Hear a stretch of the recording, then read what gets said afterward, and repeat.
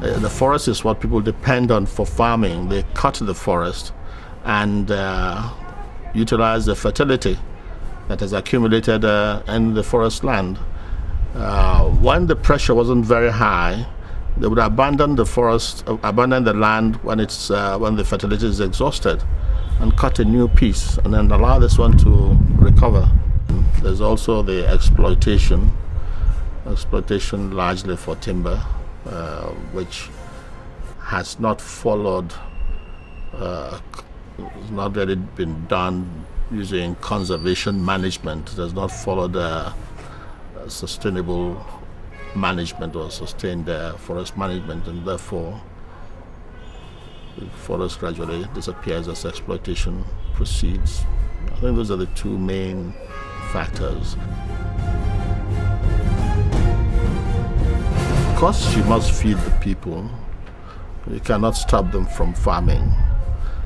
But instead of the single act that will stop or that will retain forests while we're still feeding people is if we can intensify our farming so that we stay on the same piece of ground for a longer period.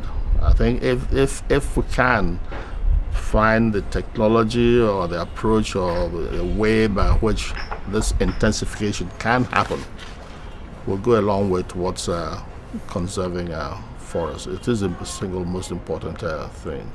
Other things that can be done could be instead of always getting many of the products that we exploit forests for from the forest, domesticate them and provide them in a controlled manner.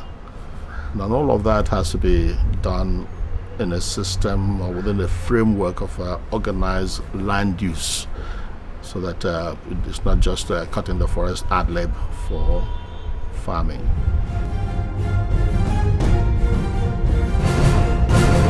I think that can be picked up from the fact that traditionally people knew that if you left a forest to mature, to grow up to a certain size, or a certain age, before cropping the site, you got better yield.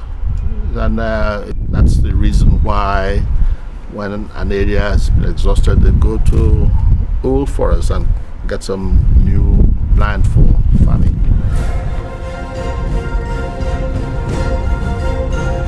I don't know whether you can put it in naira, but in terms of area, that the area of land, total land of Nigeria that is still considered to be in forest, is only it's 9.6, about 10%. It was much more than this a long time ago.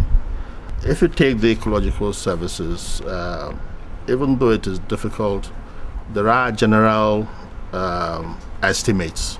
I think it's the difference between 33 trillion US dollars and 18 trillion US dollars. 33 trillion being the global value of ecological services provided by biodiversity, and 18 trillion being the global GNP. In terms of the product service, the product and benefits that come out, again, one can make a comparison between different commodities. Now, the comparison of the market in biodiversity products, medicines, foods, and so on, is equivalent, it's the same, about 500 billion US dollars a year. That's globally, $500 billion a year, compared with petroleum, which is about the same, $500 billion a year.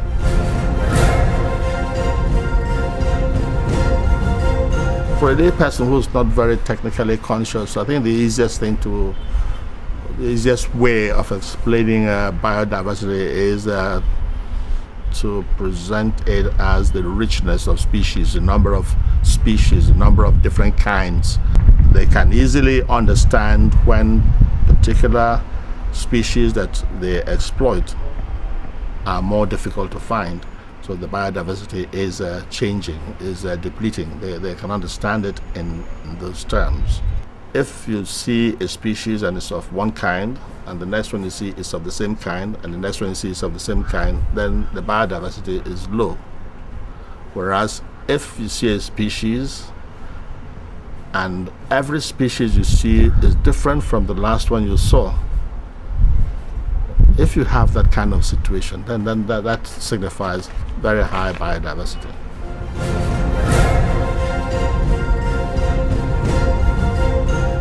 The simplest way is the unavailability of familiar products that used to come from the forest. If you take the bush mango, which is the commonest thing that people use as a non-forest product, and which is the most economic, or one of the most economic non-forest products. Now, most of this comes from the forested regions, and mostly the Cross River State and so on. And it is an industry, a rural industry. The bush mango, that's a Vingia gabonensis, used to be very readily available in nearby bushes, and many people were involved in the exploitation and the marketing of this. Now you have to travel a long way away before you can get it, and so the number of people who are in that business has diminished. The same thing also comes with the stick that people chew here in the western region. The species that is preferred as chewing stick is no longer available throughout the whole of western region. It has to be imported. And many older people will tell you very, very readily that many fruits that they used to collect from the forest in the wild and so on are no longer available, are no longer seen, partly because the forests are not there.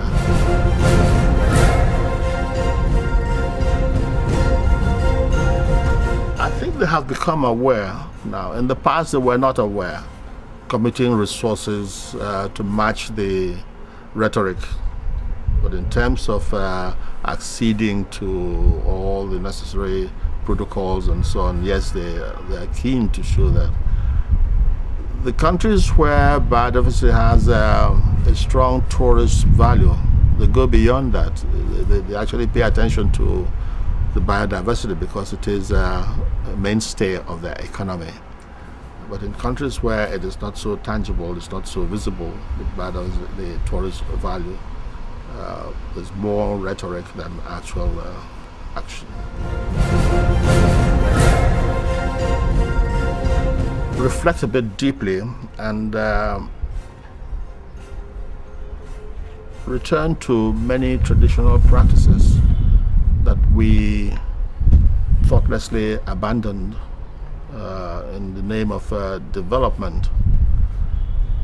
I'm thinking of practices that used to be almost every village, almost every part of the country used to conserve, used to preserve the forests that protects the sources of water.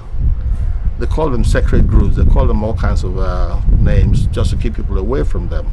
And once that was done, water was perennial and was always there. But we abandoned this because water now comes from the tap and doesn't come from the stream, and that sort of thing. I would think that instead of doing that, we should go into big waterworks and so on.